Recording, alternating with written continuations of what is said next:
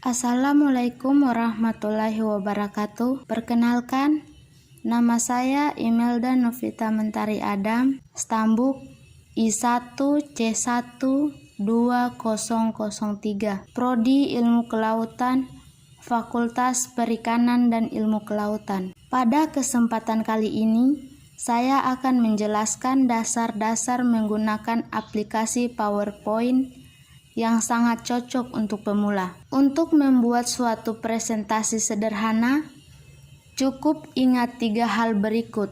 Yang pertama, 1. Menambahkan slide yang merupakan halaman individual dalam presentasi. Yang kedua, tambahkan konten ke slide, misalnya teks, gambar, bagan, ataupun grafik. Yang ketiga, ubah tema dan tampilan jika diperlukan. Hal ini berguna agar presentasi kita terlihat profesional. Cukup ingat 3 hal ini: menambahkan slide, menambahkan konten ke slide, ubah tema dan tampilan jika diperlukan. Agar lebih mengerti, kita akan membahas masing-masing video tutorial ini. Sebelum lanjut lebih jauh, ada baiknya kita memahami tata letak aplikasi.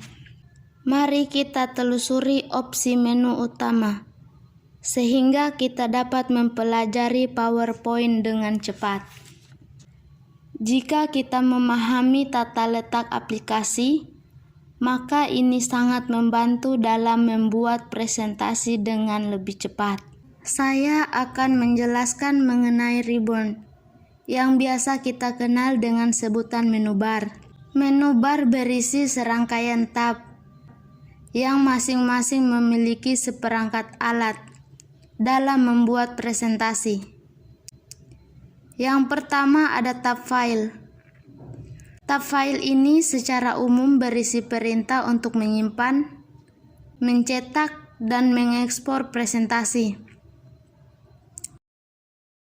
Yang kedua ada tab home. Tab home ini berisi kumpulan tool yang paling umum yang akan kita gunakan di PowerPoint. Hampir semua alat yang kita butuhkan ada di sini. Tab insert. Tab insert ini berisi alat untuk menyisipkan berbagai jenis konten seperti tabel, gambar, bagan, video, audio, dan lainnya. Kemudian ada tab desain. Tab desain ini berisi sekumpulan tema yang siap kita gunakan. Kita tinggal mengklik pada area tema yang ingin kita gunakan.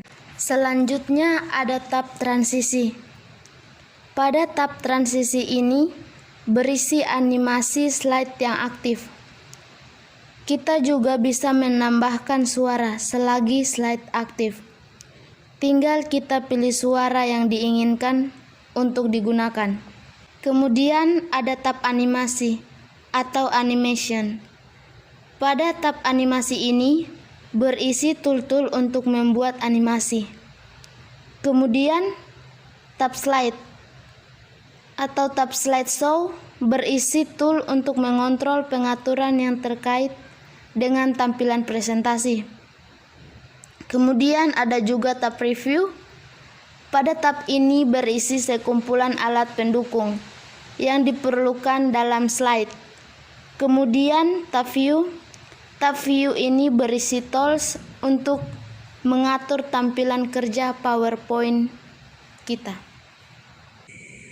Membuat slide. Oke, langsung saja. Sekarang kita membuat slide presentasi. Saat kita membuka aplikasi PowerPoint, maka secara otomatis akan ada satu slide yang terbentuk seperti ini. Untuk menambahkan slide baru, jika ingin slide-nya sama seperti slide sebelumnya, maka cukup klik icon slide ini. Mengubah background slide.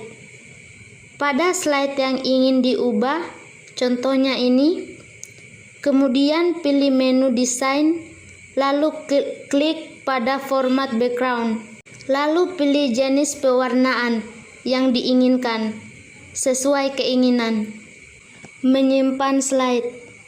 Untuk menyimpan slide, cukup dengan menekan Ctrl S pada keyboard. Atau bisa juga mengklik menu file, lalu pilih save, lalu arahkan ke folder.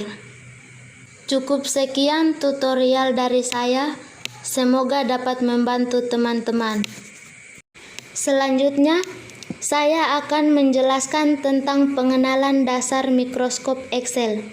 Untuk pengenalan dasar, saya akan menjelaskan apa itu kolom, row, sel, sel aktif, dan range. Kolom yang berarti kolom dalam bahasa Indonesia adalah bagian dari lembar kerja yang membentang secara vertikal, yang ditandai dengan alfabet A, B, C, dan seterusnya. Row dalam bahasa Indonesia adalah baris. Baris adalah bagian dari lembar kerja yang membentang secara horizontal, yang ditandai dengan angka 1, 2, 3, dan seterusnya. Sel. Sedangkan untuk sel dalam bahasa Indonesia adalah sel. Sel adalah pertemuan dari kolom dan baris yang membentuk sebuah kotak kecil yang fungsinya untuk menginput dan menampung data pada mikroskop Excel. Setiap sel mempunyai nama tersendiri, tergantung pada lokasi tersebut. Seperti sel ini, mempunyai nama B3. B3 artinya sel tersebut berada pada kolom B dan baris 3. Kemudian sel ini mempunyai nama A2, yang artinya sel ini berada pada kolom A dan baris kedua. Sel aktif. Sel aktif adalah sel yang sedang kita gunakan untuk memasukkan data atau mengedit data. Sel aktif ditandai dengan batas garis yang tebal pada sisi sel, dan terdapat sebuah kotak hitam kecil di pojok kanan bawahnya. Kita juga bisa melihat nama sel yang aktif pada nembuk. Kemudian range, atau dalam bahasa Indonesia itu disebut dengan rentang, merupakan kumpulan beberapa sel dalam satu buah lembar kerja. Seperti ini, disebut dengan rentang A2 dan B3. Dari penjelasan mikroskop Excel ini, dapat ditarik sebuah kesimpulan bahwa kolom adalah bagian lembar kerja yang membentang secara vertikal, sedangkan baris secara horizontal. Titik temu antara kolom dan baris membentuk sebuah sel. Sel aktif ditandai dengan batas garis yang tebal, dan kumpulan dari beberapa sel membentuk rentang. Cukup sekian tutorial dari saya, semoga bisa dipahami. Assalamualaikum warahmatullahi wabarakatuh. Jangan lupa like dan komen ya teman-teman.